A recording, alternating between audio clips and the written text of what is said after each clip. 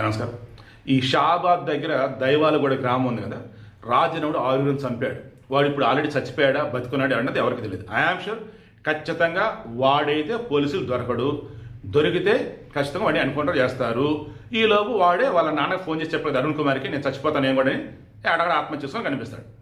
ఆత్మహత్య చేసుకొని కనిపిస్తే చంద్రబాబు నాయుడు మార్కి ఎన్కౌంటర్, రెగ్యులర్ ఎన్కౌంటర్ జరిగితే రేవంత్ రెడ్డి మార్కి ఎన్కౌంటర్. బట్ వాడైతే ఖచ్చితంగా చస్తాడు. ఎందుకంటే వాడు గనక దొరికాడు అంటే ఖచ్చితంగా పోలీసులకు సంబంధించి వాడు ఎంతంత డబ్బులు ఇచ్చిందంటే మొత్తం బయట పెడతాడు.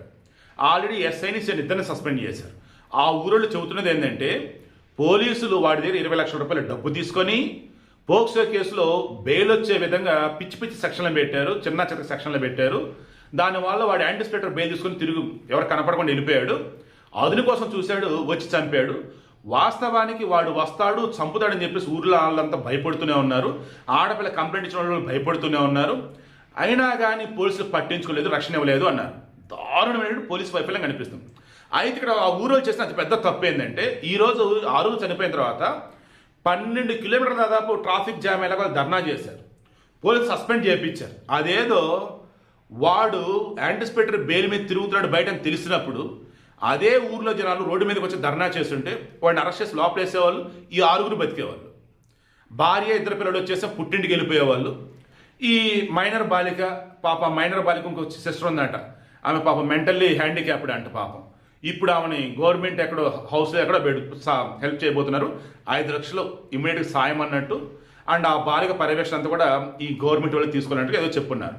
అండ్ ఆ ఫ్యామిలీలో ఉన్నటువంటి మగవాడిని కూడా గతంలో చంపింది రాజుగాడే. సో ఇలా చెప్పుకుంటే పోతే పోలీసులు అన్న వాళ్ళు ఎప్పుడైనా సరే సిస్టమ్ని కనుక ప్రజల మేలు కోసం కనుక వాడితే బాగానే ఉంటుంది. ఫ్రెండ్లీ పోలీస్ అంటూ ఎక్యూజ్డ్ ఉన్నటువంటి వారికి ఫ్రెండ్లీగా ఉండి వాళ్ళ దగ్గర డబ్బులు తీసుకొని కేసును డైల్యూట్ చేసి విక్టిమ్స్ని కనుక ఇబ్బంది కనుక పెట్టారు అంటే దానివల్ల వ్యవస్థ నాశనం అయింది. నేను ఎవరో కామెంట్లు పెట్టారు, ఫ్రెండ్లీ పోలీసు నిజమేనండి, బట్ విక్టిమ్ సైడ్ ఉండరు వాళ్ళు, బాధితుల సైడ్ ఉండరు వాళ్ళు, ఎక్యూజ్ సైడ్ ఉంటారు. డబ్బులు తీసుకొని కేసును డైల్యూట్ చేస్తారు, ఈజీగా బెయిల్ వచ్చేలా చేస్తారు. దారుణం జరుగుతుంది. అయితే తెలంగాణలో మన ఏపీలో 2 చోట్ల అంట. సో 2 రాష్ట్రాల సీఎంలు నేను రిక్వెస్ట్ చేస్తూ ఉన్నా. ఆల్రెడీ గతంలో చాలాసార్లు చెప్పా, మనది ఇంకా బ్రిటిష్ కాలనీ సిస్టమ్నే ఫాలో అవుతూ ఉంది. సిన్సియర్గా డ్యూటీ చేద్దామని డ్యూటీలో చేరినటువంటి పోలీసులు కూడా తెలిసి తెలియకుండా సిస్టమ్ల కరప్షన్కి అలవాటు చేస్తారు. మంచోడు కూడా కొట్టాలి, చెడ్డోడు వదిలేయాలి అన్నట్టుగా పైనుంచి అధికారుల ప్రెజరు, పొలిటికల్ ప్రెజరు. దానివల్ల నిజంగా ఈరోజు నిజమైన పోలీస్ వ్యవస్థ లేదండి. ఆ రకంగా రావాలి అంటే ఖచ్చితంగా మార్పులు తీసుకురావాలి, సంస్కరణలు తేవాలని కోరుకుంటున్నా. రిక్వెస్ట్ పోలీస్ డిపార్ట్మెంట్, నాకు ఎంతో ఇష్టమైన డిపార్ట్మెంట్.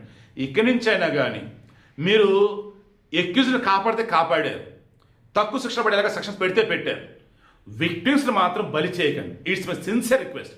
ఈ దైవాలు కూడా ప్రజలు అది పెద్ద తప్పదే. విక్టిమ్ స్టాండ్ తీసుకుని వాళ్ళు కనుక నిరసన తెలియజేస్తే ఏ రోజో ఈ రాజు మీద లోపలేసేవాళ్ళు, లేదా పోలీసులు వచ్చేసి రక్షణగా ఈ ఫ్యామిలీస్కి ఉండేవారు. ఇప్పుడు రియలైజ్ అయ్యారు వాళ్ళు. ఎనీవే ఇప్పుడైనా సిస్టంలో మార్పు వస్తే మంచిది. మరలా చెప్తున్నా, ఖచ్చితంగా వాడు ఎన్కౌంటర్ అవుతాడు. వాడు కనుక సజీవంగా దొరికాడు అంటే సొసైటీ ఊరుకోదు, మీడియా ఊరుకోరు. ఖచ్చితంగా వాడు ఏమేం చేసేసి ఈ యాంటిసిపేటరీ బెయిల్ మీద బయట ఉన్నాడు, వాడు ఎంతంత డబ్బులు ఇచ్చి పోలీసులు మేపాడు, ఇవన్నీ కూడా బయటకు వస్తాయి. సో అందుకని వాడిని లేపేయటమే బెటర్ అని అనుకుంటారు వాళ్ళు కూడా. ప్రజలు కూడా వాడిని లేపేయడం బెటర్ అని అంటూ ఉన్నారు. మీరేమంటారు కింద కామెంట్లో తెలియచేయండి.